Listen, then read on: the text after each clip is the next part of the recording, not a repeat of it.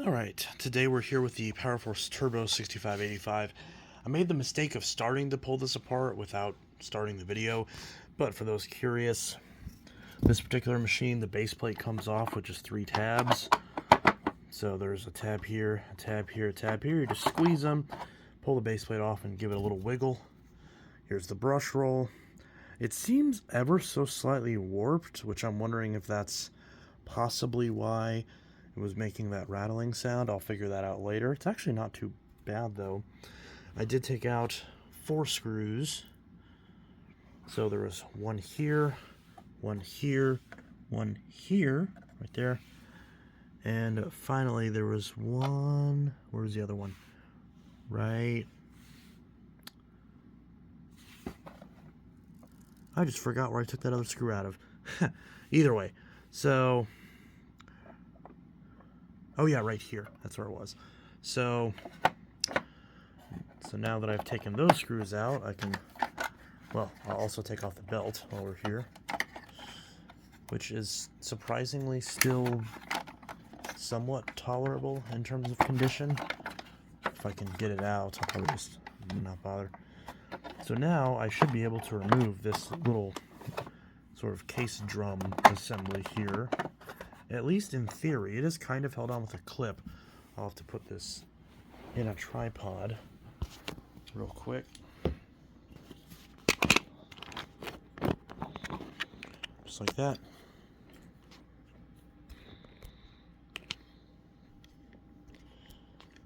Okay.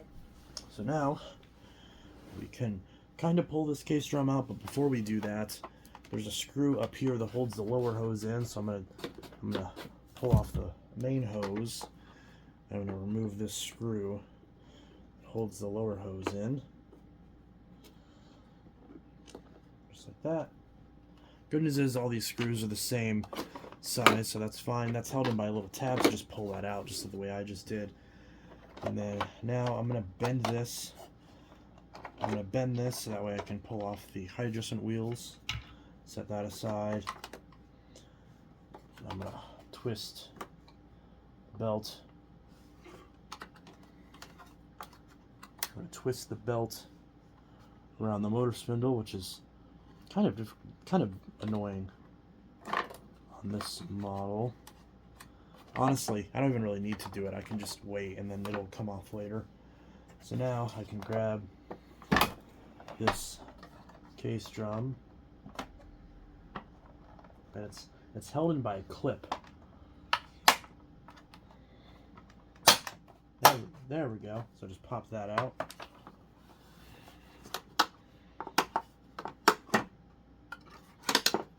And now I can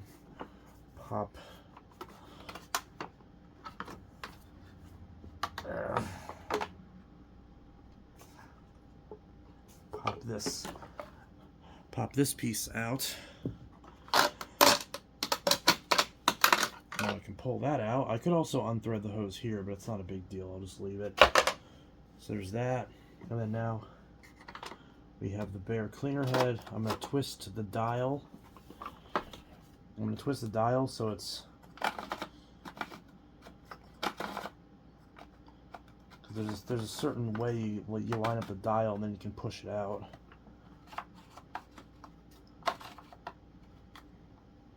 Yeah, so put it where the dial is actually facing all the way towards the front, and then you can pop out the dial. And now the base is entirely disassembled. So now we just gotta put this upright, and I'll go ahead and remove the twist and snap hose, which just twists off. You just do a slight counterclockwise twist, and the main suction hose comes off. And now we're going to lay the machine down. 4 screws holds on these brackets. So we're going to pull these off. So there's 1 screw.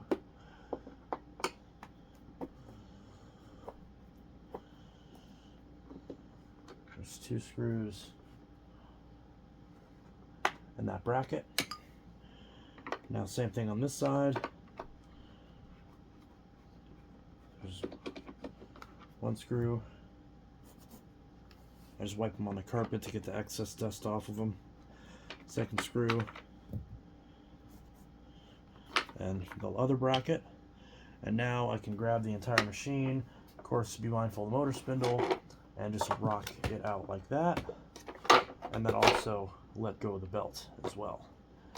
There's a lot of dirt in this part, so that'll obviously get washed. And then now we're at the main unit. Okay. So now we've got the main unit here. Alright. I'll take off the post motor filter, just like that. Undo the lock and seal lever. We're gonna get rid of that. And then we're going to twist. So this is the cyclone right here. Just gonna give that a little counterclockwise twist and pull that down. You can see that's really clogged. We're definitely gonna wash that. There is a way to remove this piece up here. There is a way to remove that, but it's kind of a pain, so I usually don't bother. And we are going to remove the handle, which comes off in the exact reverse of whenever you put your vacuum together. So we've got two screws right here vertically that hold the handle on. It can be a little tricky to get to. I actually prefer to use a ratcheting screwdriver for these screws. They can definitely be a bit tricky.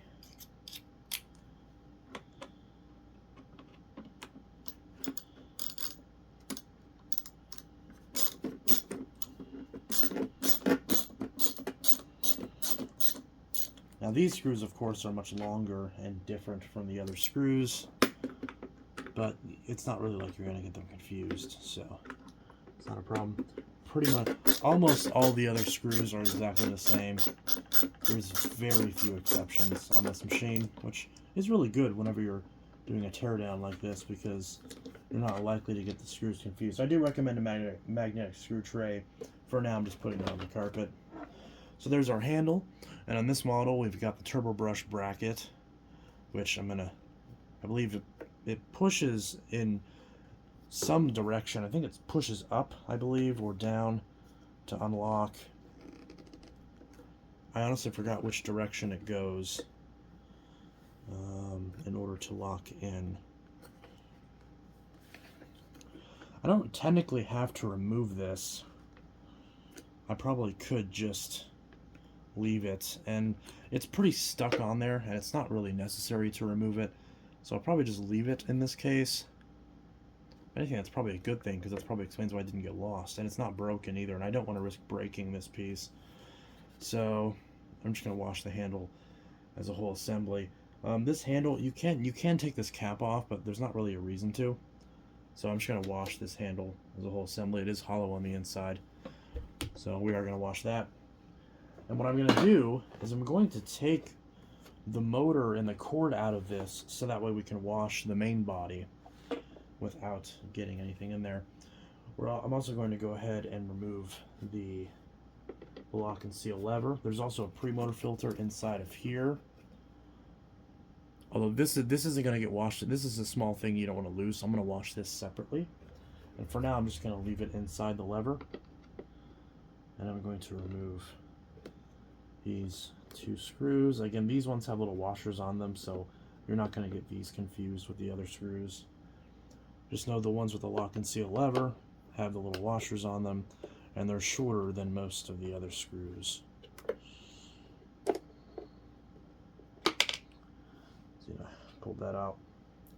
So now we're going to slide this out, and because that's going to get in the way when we try to remove the motor. I could remove the headlight lens, but on this particular unit, the headlight's in good shape, and there's actually not really any dust behind it, so I'm going to leave it. But you can lever it out with a flat tip screwdriver. I'll show you how to do that real quick. If you want to, well, I was gonna say I don't need to, but I just said I would. So we're gonna take a flat tip screwdriver, gently,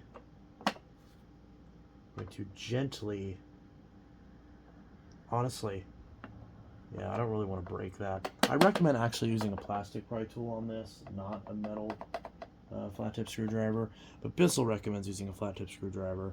But you can put this in here, lever it out, and just like very gently, and then this will pop off, and then you can access the headlight lens.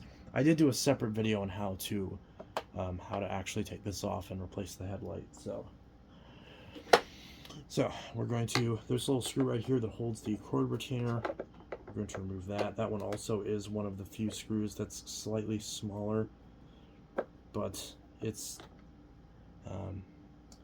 actually is very close. Actually, I stand corrected. That is identical to most of the other screws. So I actually misspoke. That is another common screw. So on this machine, we can see there's two screws right here, right above the HEPA filter, and then there's a screw down here that's visible, and then a screw down here that's visible, and a screw in this little crack right here. So we're going to remove all of these screws.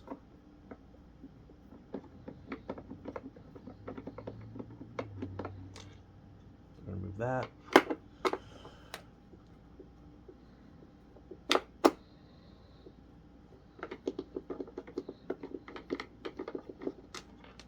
Remove that.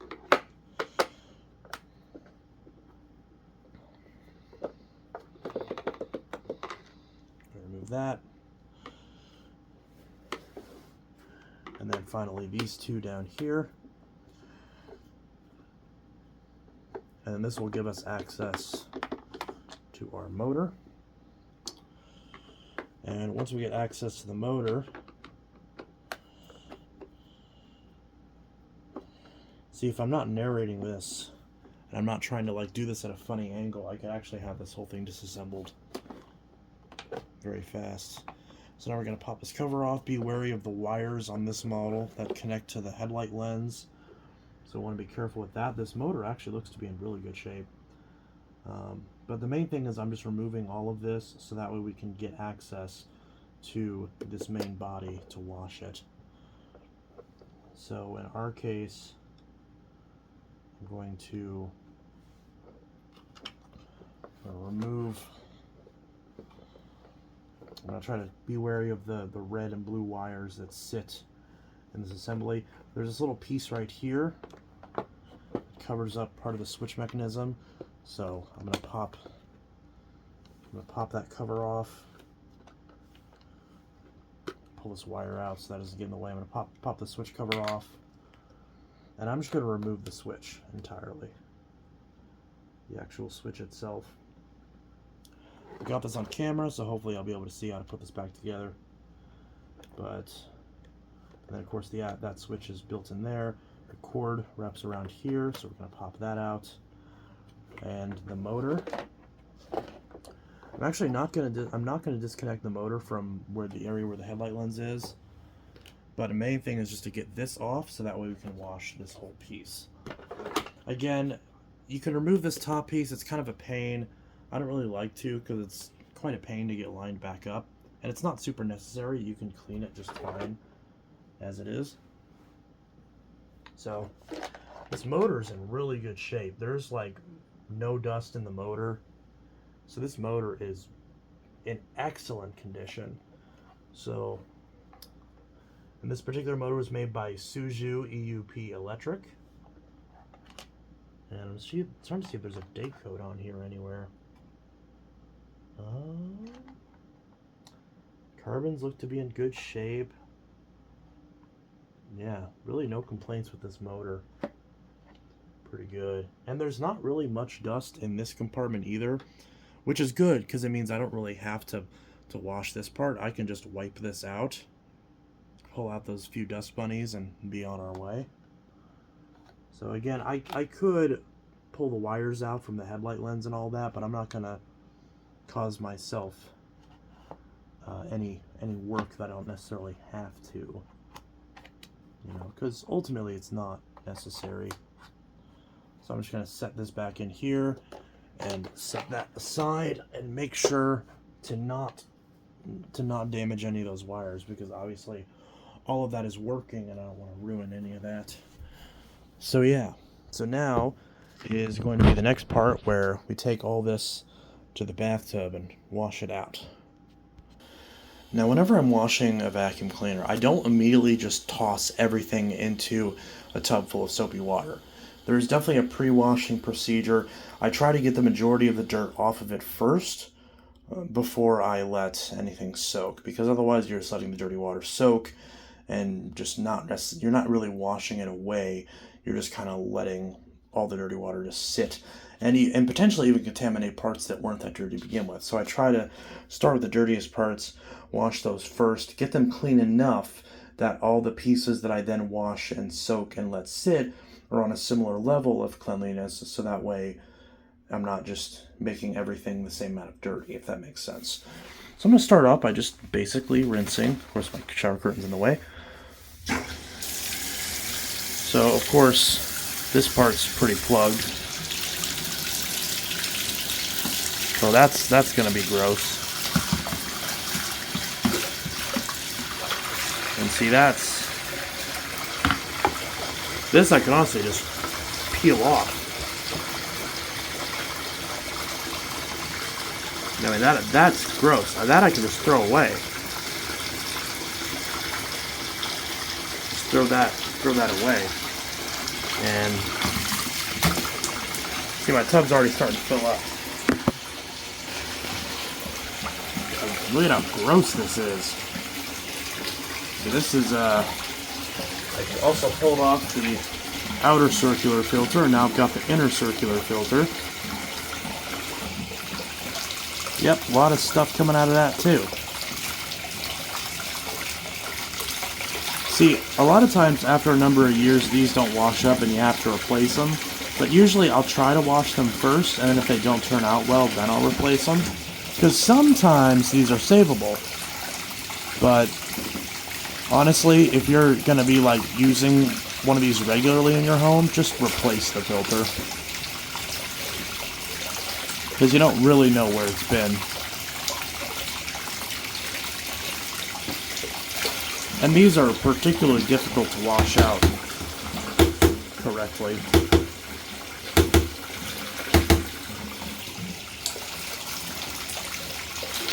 And they don't like to dry very well either. See, this is just a mess. Look at this. Terrible.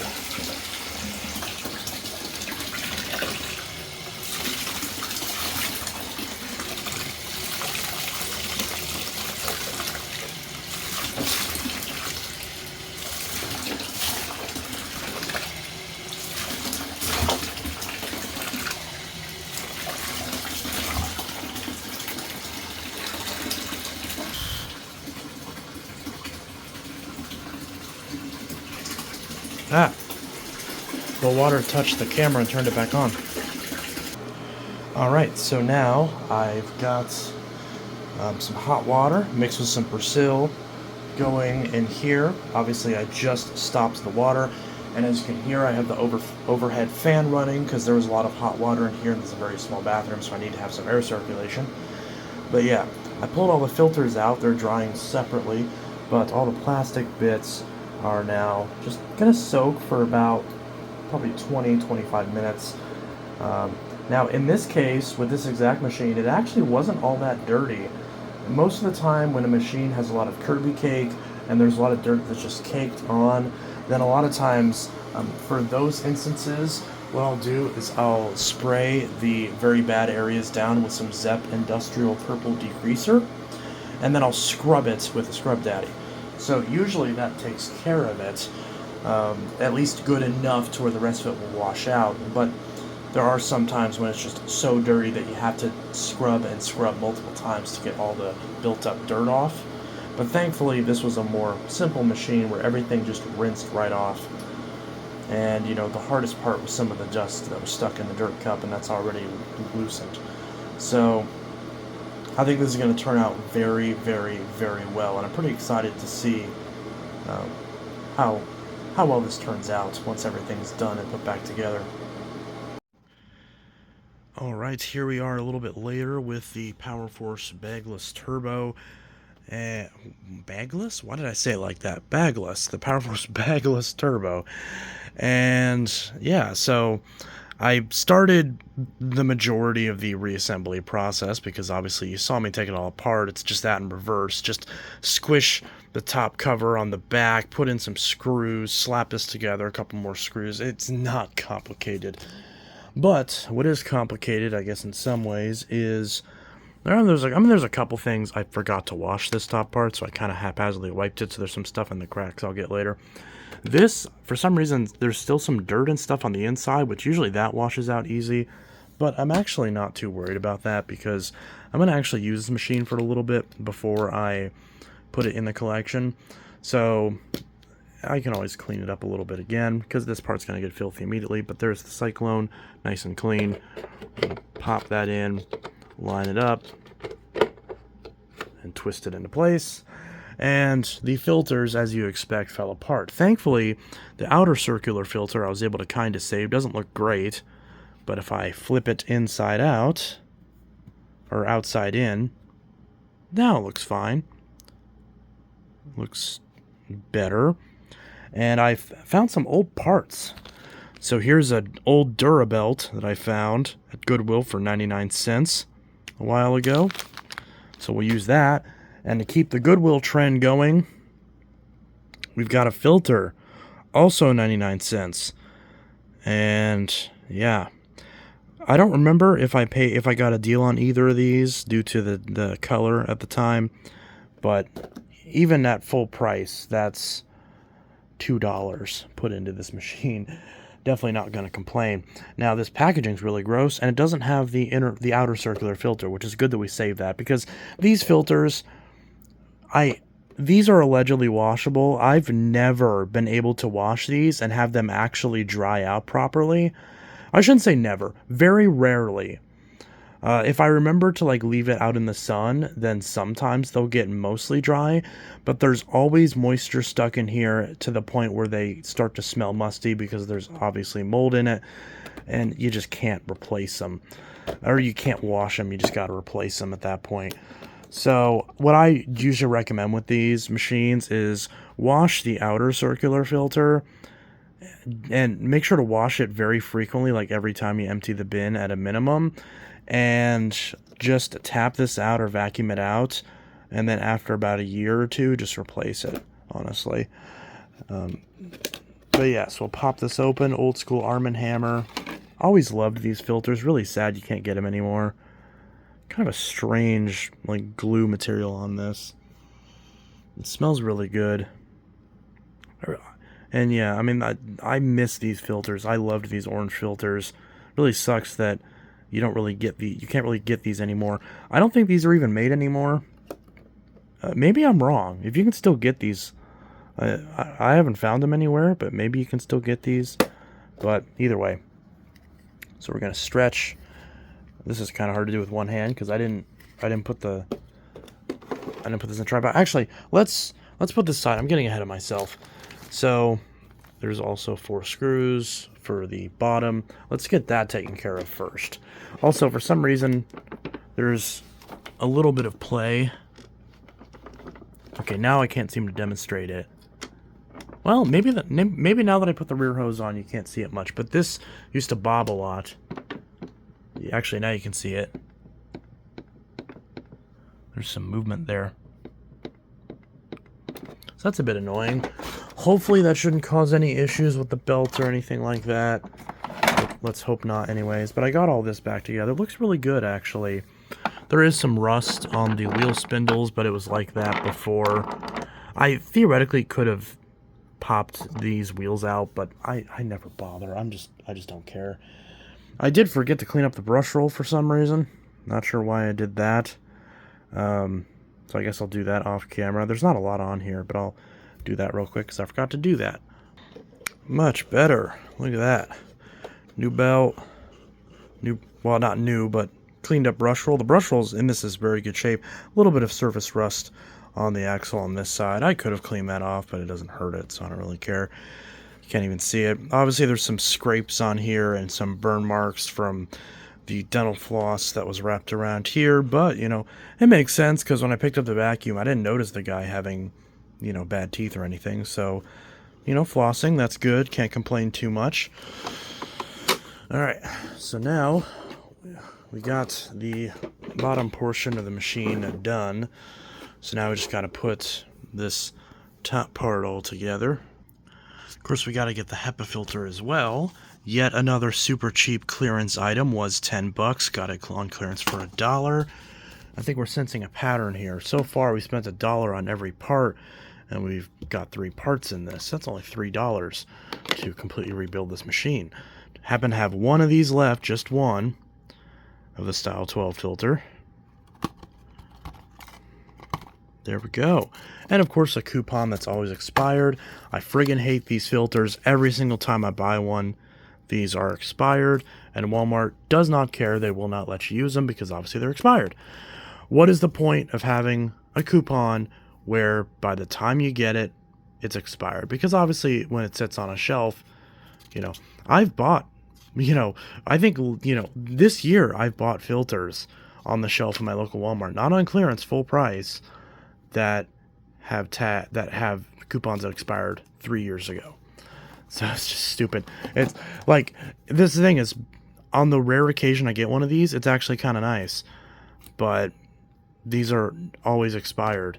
And I hate that. There's no reason for these to expire. It's $1 off. Just let me use it. Because I buy these often enough, that'd be, you know, pretty good.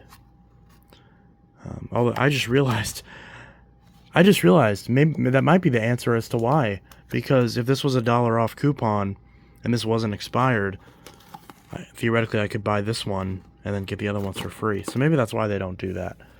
But just put it on clearance for $2 then if that's a problem. Oh, well, no, I guess I'd rather get it for $1. Okay, fair enough. I might just answer my own question as to why those have to expire. Either way, it's stupid because they're basically useless because they're always expired. So here's the filter. Enough rambling. Click it in. And that's that. Now it's completely 100% back together. Although I noticed the attachment pegs are a little bare because this model did not come with any attachments. So we'll have to fix that real quick. So I've got an extension wand. Kind of loose in there, but it works. A crevice tool. The one that would have originally came with this exact model would be the same color as this, but would be a lot longer. But I can't seem to find the full-length black crevice tools anymore. So we'll just slap that in there. Clicks, well, not clicks, but pushes in. Then, of course, the combination tool. Clicks on. Again, the mechanism's a little worn out, which is probably why the original tool fell off so easily on these. Alright, and then finally, turbo brush. There we go. Not the original turbo brush. This model would have came with the red turbo brush, but it does fit. And if anything, this one's probably a nicer model because it has the twist to unlock versus the 2 screws to hold it together. So now this thing's put back together, and it's complete now, which is great. So yeah, so pretty decent, I gotta say.